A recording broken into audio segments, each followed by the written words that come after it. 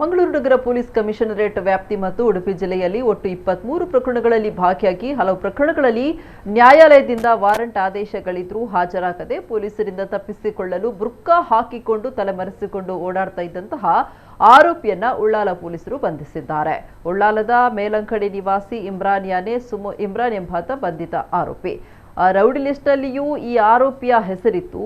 ಈತನ ವಿರುದ್ಧ ಮಂಗಳೂರು ನಗರದ ಬರ್ಕೆ ಮತ್ತು ಉಳ್ಳಾಲ ಪೊಲೀಸ್ ಠಾಣೆಗಳಲ್ಲಿ 2017, 18 ಮತ್ತು 19ರಲ್ಲಿ ಬೇರೆ ಬೇರೆ ಪ್ರಕರಣಗಳು ದಾಖಲಾಗಿದ್ವು.